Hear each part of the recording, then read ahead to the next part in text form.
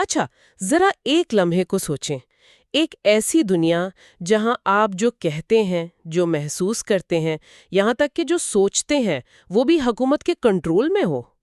کافی ڈراونا خیال ہے۔ بالکل، تو آج ہم اسی پر بات کر رہے ہیں۔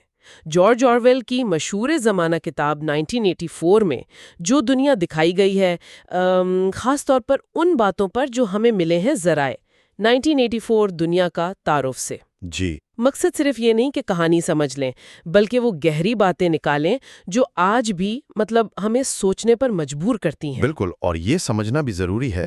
دیکھیے، آرویل نے یہ کتاب لکھی تھی 1949 میں، اچھا، ایک ایسے وقت میں جب دنیا نے ابھی دوسری جنگ عظیم دیکھی تھی، آمریت کی ہولناکیاں دیکھی تھیں۔ تو یہ کتاب ایک طرح سے ایک وارننگ تھی ان خطرات کے خلاف۔ صحیح۔ تو آئیے اس دنیا میں ذرا اندر چلتے ہیں۔ سب سے پہلے تو یہ بڑا بھائی کا جو کانسیپٹ ہے، یہ کوئی صرف حکمران تو نہیں ہے، یہ تو جیسے ہر جگہ موجود ہونے کا ایک احساس ہے نا؟ جی بالکل، بڑا بھائی تمہیں دیکھ رہا ہے، اور یہ صرف کہنے کی بات نہیں، یہ ان کی حقیقت ہے۔ اچھا، ہر طرف وہ کیا کہتے ہیں ٹیلی اسکرینیں لگی ہیں جو صرف پروپیگنڈا نہیں چلاتی، وہ اصل میں شہریوں پر نظر بھی رکھتی ہیں مسلسل، ہر وقت۔ اور جو ہمیں مواد ملا ہے اس میں بھی یہی بات ہے کہ یہ صرف جسمانی نگرانی نہیں ہے، یہ ایک طرح کا نفسیاتی دباؤ ہے جو ہر وقت ہر لمحے محسوس ہوتا ہے۔ اور پھر اسی سے جڑی ہوئی ہے سوچ پولیس، یعنی سوچ پولیس۔ صرف آپ کے کام نہیں، آپ کے خیال بھی جرم ہو سکتے ہیں۔ یہ کیسے؟ اصل میں تو خیال ہی اصل جرم ہے۔ سوچ پولیس کا کام ہی خیال جرم یعنی تھاٹ کرائم کو پکڑنا ہے۔ اچھا، یعنی کوئی بھی ایسی سوچ جو پارٹی کی لائن سے ہٹ کر ہو، بھلے آپ نے بولی نہ ہو، مقصد یہ ہے کہ لوگ ڈر کے مارے خود ہی اپنی سوچ پر پیرے لگا لیں۔ یہ تو ذہن پر مکمل کنٹرول کی کوشش۔ اور پھر آتی ہے نئی زبان۔ سنا ہے یہ بھی اسی کنٹرول کو اور پکا کرتی ہے۔ یہ صرف الفاظ کم کرنا نہیں تھا، جو ذرائع ہیں وہ کہتے ہیں اس کا مقصد کہیں زیادہ گہرا تھا۔ بالکل، نئی زبان کا مقصد تھا زبان کو اتنا سادہ، اتنا محدود کر دینا کہ کوئی پیچیدہ خیال، کوئی بغاوت والی سوچ یا آزاد خیال، آزاد خیالی، اس کا اظہار ہی ناممکن ہو جائے۔ ذرائع یہ نقطہ اٹھاتے ہیں کہ اگر کسی خیال کے لیے لفظ ہی نہ ہو تو کیا آپ اسے ٹھیک سے سوچ بھی پائیں گے؟ یہ تو زبان کے ذریعے حقیقت کو بدلنے والی بات ہو گئی۔ جی، اور سوچ کے دائرے تنگ کرنے کی کوشش۔ یہ سب سننے میں جتنا پرانا لگتا ہے، 75 سال پرانی بات، اتنا ہی آج کا بھی لگتا ہے۔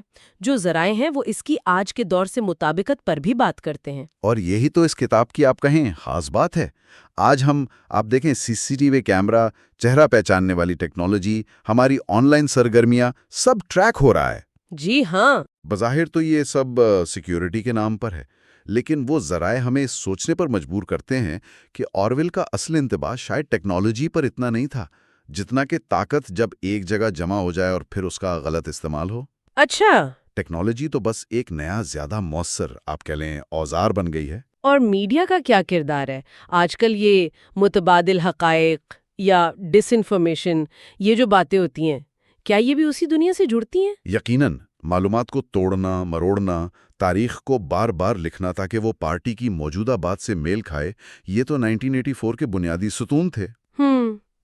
آج جب ہم دیکھتے ہیں کہ کیسے حقائق کو متنازع بنایا جاتا ہے یا سچ کو ایسے پیش کیا جاتا ہے جیسے وہ ذاتی پسند ناپسند کا معاملہ ہو، تو بالکل آرویل کی یاد آتی ہے۔ یہاں تک کہ وہ چیز جسے آج کل لوگ کینسل کلچر کہتے ہیں، کہ عوامی دباؤ سے کچھ خیالات یا لوگوں کو بات چیت سے ہی باہر کر دیا جائے، کیا اس میں بھی کوئی مماثلت نظر آتی ہے؟ دیکھیں، ذرائع اس کا کوئی براہ راست تعلق تو نہیں بتاتے، لیکن یہ بحث ضرور شروع ہوتی ہے کہ اظہار رائے کی حدیں کیا ہیں، کون سی بات قابل قبول ہے اور کون سی نہیں۔